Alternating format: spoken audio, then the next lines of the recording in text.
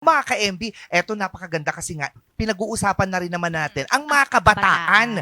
Kaya talagang matapos ang makabuluhang usapan patungkol sa mga kabataan, oras naman para malaman natin ang mga bagong pangyayari sa paligid. Actually, hindi naman siya bago. It has been existing at kailangan kilalanin ulit natin sila. Alamin nga natin kung ano ang mga bagong pasabog at kaganapan ngayong araw na to dito sa Anong Ganap.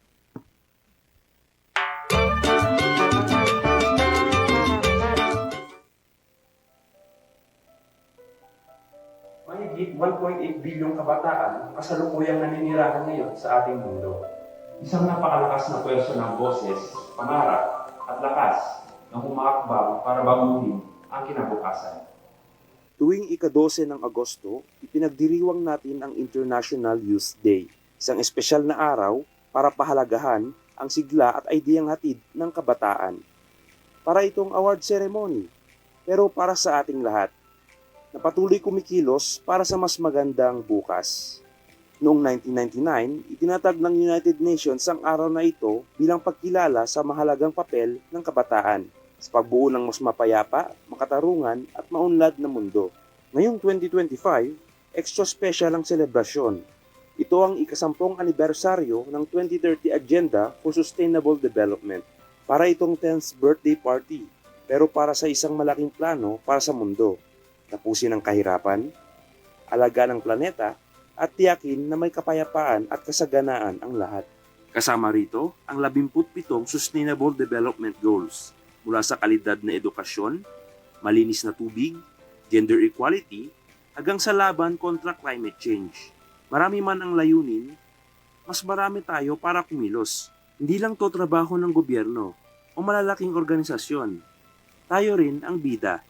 At ngayong taon, dala ng tema na Local Youth Actions for the SDGs and Beyond, kung saan binibigyang diin ang mga pagbabago ay nagsisimula sa ating sariling komunidad, dito sa ating barangay, eskwelahan, at mga lugar na araw-araw nating ginagalawan. Bilang kabataan, malaki ang pwede nating maibahagi, ang maging boses para sa pagkapantay-pantay at karapatan ng lahat, sa simpleng pagmamahal sa kalikasan, pagtatanim ng puno, paglahok sa cleanup drives, nakakatulong tayo sa kalinisan at kalusugan ng ating paligid. Sa pagtulong sa komunidad, napapalakas natin ang ating bayan. At bilang tech-savvy youth, kaya natin gumawa ng mga digital campaigns para maabot ang mas maraming tao, hindi lang kabataan. At higit sa lahat, sa mga simpleng gawain araw-araw, pagrespeto sa isa't isa, pagpapaunlad ng kapayapaan, nag-aambag tayo sa mas makatarungan at mapayapang mundo. Hindi kailangang maghintay na maging leader para kumilos. Leader ka na ngayon.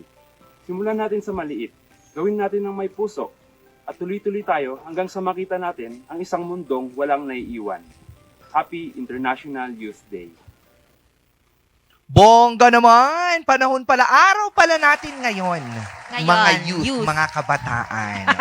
Di ba? Oo naman, araw ng lahat. Oo, araw ng kabataan nga. Oo nga, Napakaganda kabataan. din, ano? Anong masasabi mo sa mga dapat na, alam mo, yung gawin ng mga kabataan para sa ikabubuti din ng ating society?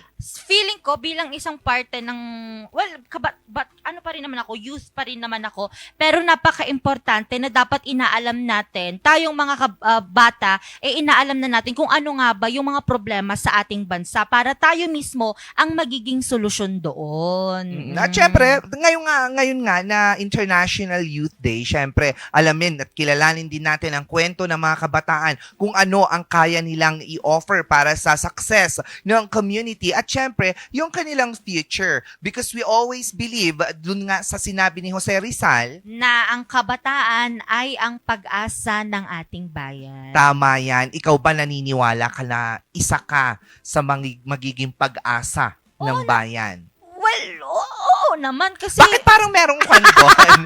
Medyo may hesitance. Hindi. Oo. Oo naman. Kasi yung mga bata, sila na yung mga future professional someday eh. Oo naman. Anong professional? Mga magiging architect, engineer, and whatever anumang professional yan. Oo. Sila na yung isa sa magiging dahilan para maumangat ang ating Pilipinas, ang ating economy. Ang ating ang turismo. Sila Ano at sila pa? lang din ang naman. ating political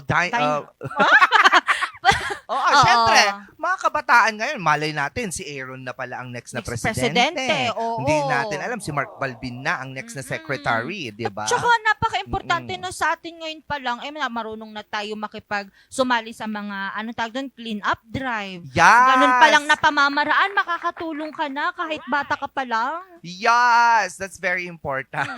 Kala nyo, Pero mga kabataan ko, parang feeling ko, hindi ako magiging parte ng success ng mundo. Bakit naman? Paano mo nasabi? Pero ngayon, I am. Oo, anyway,